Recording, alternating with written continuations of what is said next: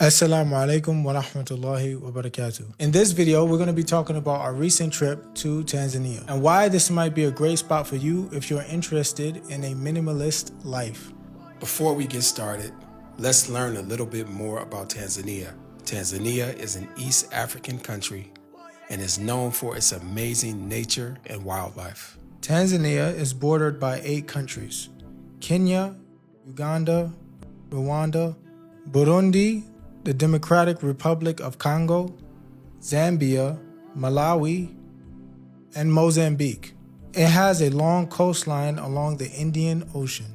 Tanzania is famous for Mount Kilimanjaro, the tallest mountain in Africa, and the Serengeti, a huge park where animals like lions, elephants, and zebras roam freely. It's also home to Zanzibar, a beautiful island with sandy beaches and lots of history. Arusha, where we visited, is known as a gateway to these adventures.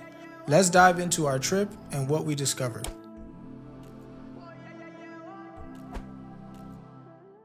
So we booked a flight from Egypt to Tanzania on Ethiopian Airways. I was surprised because it was a big plane. It's the plane, like the international planes where you have like 3 rows. It's not just the small planes. It was not all the way full, but it was a lot of people still there on board, and most of them were European. And they're all going to Tanzania. And we ended up stopping in Kilimanjaro Airport. That's where we landed. Usually people come into Dar es Salaam, but I noticed that in this case, a lot of the tourists were coming into Kilimanjaro because of the Kilimanjaro mountains and the safaris and all that stuff. So you had a lot of Europeans there.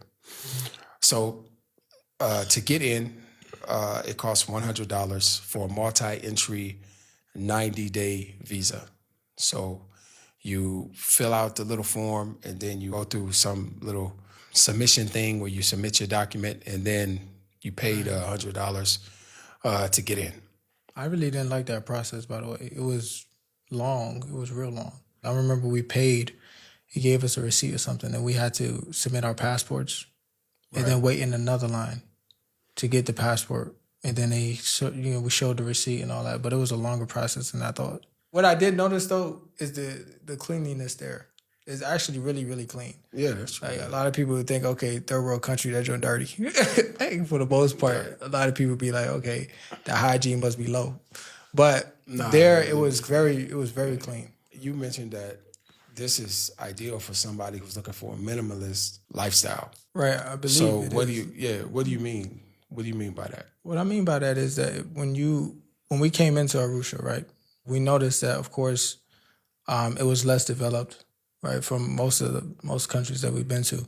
But it's in a way where if somebody's seeking that, they can, of course, go in to cut somewhere. They can still have the big old house, secluded. And, it's a simple life. It's a very basic life. You grow your vegetables. You're more in tune with nature. Mm-hmm. So if you want to have like that basic, return to the roots type of thing going on, right. No disrespect to anybody who's seeking that, but I feel that that's for the most part, what you're going to be leaning towards if you're living in Arusha. And it also means that if you want a more modern lifestyle, then you're going to be probably paying a lot more for it because it leans more towards the minimalist lifestyle. I don't know why that is. I was going to say, I don't know why that is because I don't think any place has to be that way in this day and time. I think it's a great thing, though. By the way, I like that. I like right. No, I like that though. I do. I enjoy what you that. mean? You talking what about I mean by that, I'm not talking about raising the chickens and all I'm talking about tending the animals and right. You know what I mean, checking on growing and stuff like. I think that's a part of like most people. Like they have that in them to say, okay, let me look after or tend to something or whatever. In terms of nature, like if you just in that, in that environment or whatever, you like it should be natural unless you're somebody that just don't want to deal with it at all. But for the most part, a lot of people are city people. Even if you're a city person, you still have something in you. Yeah, I'm saying like a lot of people are city people. It doesn't mean that they don't want that. Like they don't want to go and slaughter their own chickens or slaughter their own goats or even raise animals and plant stuff and all that. No, I'm just saying. But a lot of people in the city are used to going to a supermarket and buying the meat already packaged and the vegetables already on the the triangle. I don't think it's So I'm just saying. there's nothing wrong with it, but I mean, like, it's something about it's not even. It's not about right or wrong. It's like it's just a choice. It's a choice. When a person, like for me personally, you couldn't put me in a room with a goat and I'm starving and expect me to know what to do. Like I'm not. I'm just gonna starve. But that's a bad thing, though. But that's what it is. I'm talking about that city. Yeah, city people. Like they don't slaughter nothing. Some of them are scared to see the thing die. You know. That's sad too, though. That's reality, man. Yeah, that's like sad, people, it's like they don't want to see animals slaughtered and killed and all that. So that being said, for those people who are looking for that type of lifestyle, it's definitely there. Like you could grow your own chickens, you can plant your own fruits and vegetables. You could do all of that, no problem. The land is really fertile to have the rainy season for things to grow. Also, man, it ain't like you have to do that, by the way. Nobody's saying that, but Like, I mean, if you're going there, you have to do that. No. You can go to Tanzania and buy chicken in the at the chicken place. Yeah, you can. Yeah, you can. You could go to the local souk and it's already cut. You know what I'm saying? You could do that as well, and you can buy local vegetables and all that. Yeah. But in the center of the city, they did have a lot of different shops where you find fridge, like more modern fridges and appliances and stuff like that. They had it there. Get your copy of the Hijra Handbook at book.makehijra.com. We went to Tanzania to begin with to get a glimpse at how Brother Hamza is living and how his family's living and actually how he chooses to live. And he likes the minimalist, rural lifestyle. I mean, because I think it's your first time experiencing that type of life. I stayed with him before when we went to Zanzibar. We went to Pemba. Right. I stayed with him and his family. So maybe it's some things about it that I was used to that you never experienced. The thing that was new was probably having the goats out there. You remember we were preparing for the Hijras. Funny enough, right after Salat, Fajr, I would run out and check on the goats, check on the chickens. You know, nature was just in your face. You know what I mean? Because he had the natural garden out there, growing his own veg, growing his own fruits. And he had the chicken coop right beside it. So, you know, checking on the chickens. And I remember, you know, it was a unique experience. I mean, you had some that passed away. You learned certain things, of course. That's really it. What if I can give you over 22 years of Hijra knowledge in just a few hours? Well, with the Hijra Handbook, I've attempted to do just that. This book holds the same systems I've used to stay and raise my family in the Muslim world for the past 22 years. Once you've read this, you'll be equipped with the same tools I use to sustain myself financially, develop strong expat communities, and obtain residency in over 4 Muslim countries. This knowledge has already helped many Muslims have thriving lives abroad, and inshallah, it can help you do the same. So don't wait. Visit book.makehijra.com to get your copy now. We went to a restaurant in town, and the food wasn't that bad. I mean, the restaurant, like I said, reminded me still of a matam. It had 2 stories. I remember that it was packed. So as soon as we walked in, we were trying to find a place to sit. And funny enough, the waiter, he just had us sit with an older brother that was Tanzanian. And he was finishing up his food, and, you know, he tried to conversate. Mashallah, he was just telling us, you know, what to order. He was just giving us some suggestions. This is the one in town. That had the two Oh, okay. seating up there. I was there. I thought you were talking about the one, the picky one. No. The picky one, it wasn't like that. We took it to go. And this one that we in town, it was more of like a somewhat of a buffet. I mean, like, you see the options there, the sauces, the meat and whatnot. No, but you know what's banging though? That juice. Oh, that fresh juice was banging. Yeah, it was avocado and passion fruit. Yeah, it was nice. It was really good. The drink, Yeah, the drinks, mashallah, it was really good. But it's not what people think. Like, it's no McDonald's. It's no. They had a KFC. I remember seeing a KFC and I think a Pizza Hut. But I don't know if that's the choice. It's not. Yeah, it's not. I remember seeing like one. But that's good though, in a way. Yeah, it is. It's good because you, health-wise, it's good because a lot of stuff is fresh. Right. No preservatives and additives and all that stuff. Yeah, so they prefer their local cuisine over some fast food. You know, it's not an option. It's good. Yeah. But yeah, alhamdulillah. I mean, I noticed from the restaurants we went to, like they encouraged us to wash our hands before we even sat down and ordered, which is interesting. Yeah, that's part of their culture. Yeah. Yeah. It's a really nice you thing. find a sink in the dining room. Yeah. You know, so you wash your hands. Everybody wash their hands. And it's really they're really clean after they eat. There's a certain lifestyle you have to be used to.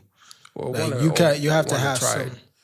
If somebody want to try it, just out the blue, I don't know if you can hang like that. I mean, even when it comes to the toilet thing, if it was your first time out the blue, somebody said, "Yo, that's the hole. Do number 2 in there." It's going to be hard. But if you had experience before, then you know it's not that shocking, really. I think on the way back to the rural area, we did see a lot of more modern design newer developments or something. Yeah, they had it there. It there. Here's what it is, right?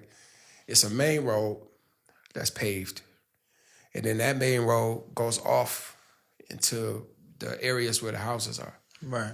And the areas where the houses are it's like dirt roads now. And that's what we saw. It could be something better than that, but that's what we saw. Like you go off the main road, now you enter the neighborhoods. But that's that. And the neighborhoods, the neighborhoods are not like what most people might think of as neighborhoods. Like it's just houses on plots of land, and it's scattered throughout the area. And the dirt road leads to the different compounds. Right. So it's more like compounds. Like you don't see that many apartment buildings and stuff like that. You see mainly homes. I'm sure there are apartment buildings somewhere there. But anyway, where we were staying is where the locals live. Mm-hmm. The people are very friendly. We met Quran, a teacher, and his students, and all of them. That was what was good about that, or interesting about that, is they all looked like they best. Like their thobes was always like it was on crispy. It's crispy thobes and like oils, like smelling, whatever. Yeah, like they had their kufis and all that. They were trying to practice the sunnah to the utmost, no matter when it was, Yom Juma or outside or whatever. And the brother would have the teachers come to the house and teach the children, and they would teach them on the porch, which was interesting. It had like a front porch. The house had a front porch. I like that. I like it because it's like the day started at Fajr. That's another thing, yeah. Yeah, the day started at Fajr, and you're up for the majority of the day. And as soon as that sun go down, like you're ready to go to sleep. You're ready to go to sleep. It's just natural, and there's no street lights and all that. It's just time to go to bed. Yeah, I noticed that. Yeah, like we pray Isha, and that's it. That's it. Then you go to sleep, and then of course, when you have those animals and stuff like that, you got to tend to them. Right. Early. The kids would go to school. They get them up for school early. Yeah. They would go to school. As soon as you open the gate, you see a lot of them going up the hill. Because they meet the school bus. Yeah, they meet the school bus. At the you got my man's hill. giving dawah in the... That was a funny... Yeah, he was... He had a speaker so we went there, and a mic. Yeah, we went there to go ahead and get some fruits. And in the middle of the road, my man had the microphone and 2 big old speakers, and he just preaching. Yeah. Right? I think he was a Christian, if I'm not mistaken. Yeah, that's another thing. When he saw you with the beard, he started pointing at you. Right. That was hilarious. He started pointing at you like... They get along, by the way. Yeah, they get along. They get along. Christians and Muslims, they get along. Right. As far as we can see. Here at Make Hijrah, our goal is to bring you the latest information on what's going on in the Muslim world, ensuring that you're able to make informed decisions on how and where to make hijrah. But we can't do this without your support. If you value this cause, go to fund.makehijrah.com to support our productions. Your contribution allows us to travel throughout the Muslim world to give you a clear picture of what your options actually are. Whether it's a one-time or continuous donation, every bit helps us to continue producing content for you. Jazakallahu khairan for your support. Now back to the video. You have areas of Tanzania that are exclusively Muslim, like Zanzibar, which Zanzibar is an island off Tanzania. On the mainland, you have Tanga, which is primarily Muslim. So it's a mixed country. You have Christians and Muslims, and you have other religions as well. You have the Maasai. It's multicultural. If you look, but they still have traditional values. Like even the Christians have traditional values. But you could, as a Muslim, live a Muslim lifestyle. Like you don't have to like hide. There's a respect there. They've been living together for a long period of time. So even though I wouldn't choose Tanzania personally for this particular thing, for the minimalist life, you can get it. You can get land. Land is super cheap. It's so cheap you wouldn't believe it. Or for a person looking for land, not just land to build houses or anything, but possibly land to grow things on. Even the government has initiatives to grow certain crops on the land.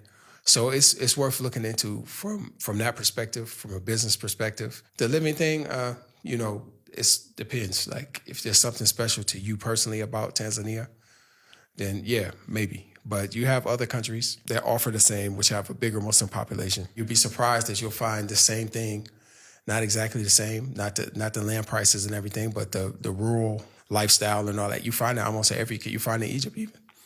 You can go to villages where people grow fruits and vegetables, and you can have a farm life. So in my opinion, you definitely need to be ready and be prepared for that type of lifestyle. It's not something you would just choose to do or to live just on a whim like that. So those are our thoughts on Tanzania. It's a beautiful country. Of course, they have the wildlife. They have Mount Kilimanjaro. They have a lot of national parks people have never heard of. They have beautiful beaches, beautiful things in the center of the country, not just on the coast. We've seen some beautiful projects that people are doing for tourists that you wouldn't believe. So Tanzania is a beautiful place, a great place to visit. And if you're into a minimalist lifestyle, it doesn't have to be minimalist, but it can be easily be minimalist. Maybe build a house, have a garden, have a chicken coop or whatever, or animals. You can do that with ease in Tanzania, inshallah.